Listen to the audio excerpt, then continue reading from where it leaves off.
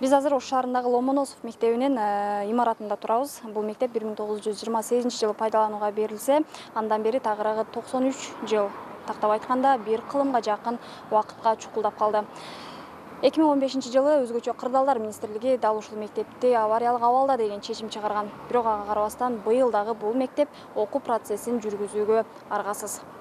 Мектепте окуучулар окуганга мүмкүн эмес делгенине карабай 2700дөн ашуун окуучу окуйт. Анткени жаңы курулган имарат пайдаланууга берилбей келет. Эски имараттын урап калуу коркунучу бар. Пайдубалы жок болуп курулгандыктан жамгыр жааган учурда да ыңгайсыздыктар жаралат. Аталган мектептин жаңы имараты дал ушул биз турган жерге салынган. Өзүңүздөр көргөндөй мектеп 3 кабаттан турат. Курулуш иштери 2016 жылы март айында башталган болсо, азыркы учурда 98%га жумуштар аткарылып бүткөн деп маалымат берилип жатат.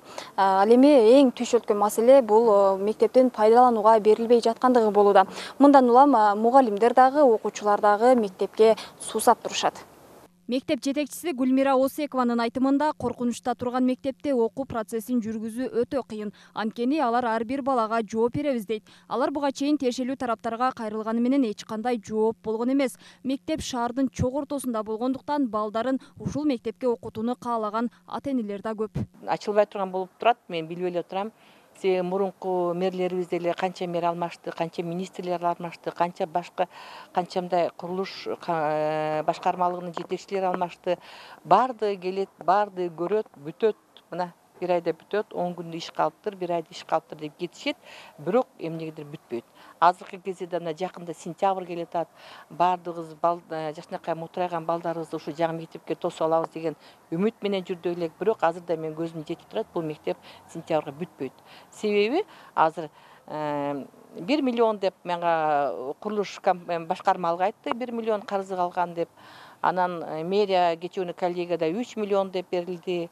Осекованын айтымында мектеп 275 орунга гана ылайыкташкан болсо, ушул тапта 3000ге чукул окуучу билим алат. Пандемиялык шартта да көп сандагы окуучуларды окутуу мүмкүн эмес. Директордун угушу боюнча мектептин курулушун ишкер Жалил Атамбаевдин компаниясы жүргүзгөнүн айтып, жумушчулар каалаган убакта келип, каалабаса кетип калат дейт. Бул курулушту биздеги жанагы Жалил Атамбаев куруп аткан, ошонун компаниясы куруп аткан. Анан азыр Жалил Атамбаевди өзүңүздөр көрүп атасыздар. Азыр ооруп атат дегенби, же кандай бир себептер менен азыр эч такыр быйылкы жылдагы бүтөт деген, бирок эч такыр келген жок. Ошол себептен биз анан баары бир окуу процессин токтотпостон ошону үзгүлтүккө учурабасын деп туруп биз башкармалыкка кайрылып. Бул мектептин курулушу башталган учурда ошол кездеги президент Алмазбек Атамбаев сапаттуу бүткөрүлүшүн убадалаган. Мындан ошол кездеги шаар мэри Айтмамат Кадырбаевдин да кабары бар болгон. Андан кийин Сооронбай Жээнбеков өлкөнү башкарып турган учурда мектептин курулуш иштери жанданып, кайрадан токтоп калган. Ал кездеги Ош шаарынын мэри Талайбек Сарыбашев да бул мектеп бүткөрүлөт деген убадаларды берип келген. Билим алуучулардын көксөгөн мектеби курулуп баштагандан бери 2 бийлик алмашкан. Бул окуядан ата-энелердин да кабары бар. Алар да кайсы чоңдор келбесин бүтүрүп беребиз деп кетип, убадалары айткан жеринде аткарылбай калат дейт. Жаштар биздин келечегибиз да. Ошого жогору жактагылар дагы кам көрүп кыймылдаса аябай жакшы болмок. Чет жерлерде сонун мектептер курулуп атат. Анан эле биз бул бир жагы баягы улуттук мектеп болгон үчүн биз балдарыбызды ушу көп тилдүү билиши үчүн ушул мектепке көп басым жасап келебиз. Биз эмес, бардык эле ата-энелер ошондой да. Айткым келет да, ушул мектепти мына жогору бийлик алмашып эле баары эле сөз берип кете бербестен бүтүрүп койсо жакшы болмок да. Мектептин курулушун көзөмөлдөө Ош шаардык капиталдык курулуш башкармалыгына жүктөлгөн. Мекеменин берген маалыматы боюнча тендер жарыяланып, аны 45 миллион сомго Бекстрой плюс жоопкерчилиги чектелген коому утуп алган. Компанияга буга чейин миллиондогон каражаттар которулган. Бирок компания которулган суммага жараша кандай иштер аткаргандыгы тууралуу отчетту капиталдык курулуш башкармалыгына бербей жатыптыр. 2016 жылы сентябрь айында келишим түзүп, Бекстрой плюс деген жоопкерчиликти алган коому жеңиш болуп табылган.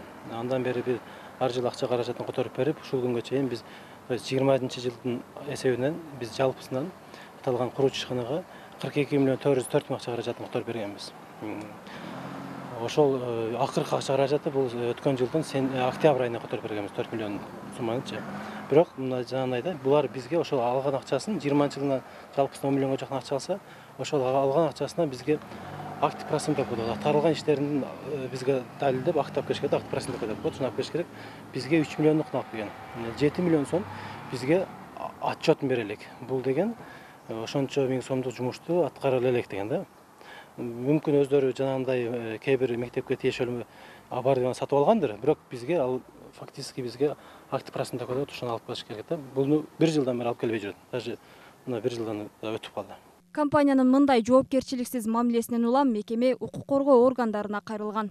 Прокуратура ишти бир аз карашты, өздөрү прокуратурадан кийин ишти шаардык милициянын тергөө кызматына өткөрүп берген. Азыр шаардык милициянын тергөөсү карап атат. Мен ойлойм, ошо милициянын тергөө кызматы Бекстрой Пилустун тиешелүү адамдарын таап, бизге көмөк көрсөтүп, Ломоносов мектепти бүтүрүшкө жардам берет деп. Жаңы окуу жылы башталаарына саналуу эле күндөр калды. Мындай көйгөйлөрдөн шаардык билим берүү башкармалыгынын кабары жокпу Айтор Түз эфир учурунда Ош шаарында жаңы окуу жылына карата мектептердин маселеси чечилет деп маалымат берген. Ал эми мектеп курулуштары боюнча бул өзүнчө маселе. Бизде азыр 5 мектептин курулушу жүрүп атат. Айрым жерлерде курулуштар убактылуу токтоп турган учуру бар. Себеби бюджеттик каражаттын жетишсиздигинен. Буюрса бул маселелер жакын күндөрдө чечилет го. Ал эми жогоруда мектептин директору Гүлмира Осекова айткандай, мектептин курулушун жүргүзгөн Бекстрой компаниясы Жалил Атамбаевга тандыктелгенине токтолсок, Юстиция министрлигинен бул компания 2014-жылы каттоодон өткөнүн көрүүгө болот. Бирок анын жетекчиси катары Мамытов Уланбек Зикирбаевич аттуу жарандын аты жөнү жазылган. Бирок эл оозунда бул компания Атамбаевдики деген кептер айтылып келет. Эми бул маселе кандай чечилет, тергөө амалдары жүрүп жатат. Ал эми курулуш компаниянын өкүлдөрүнөн маалымат алууга мүмкүнчүлүк болгон жок. Эгерде мектептин курулушунун бүтпөй жатканы тууралуу компания өкүлдөрү маалымат берүүнү кааласа, Ынтымак телеканалы микрофон сунууга даяр. Жыйынтыктап айтканда, биздин өлкөдө, Кыргызстанда билим берүүгө болгон көңүл буруу мына ушундай. Мимоза Жаныбек кызы, Маруф Шакиров, Ынтымак.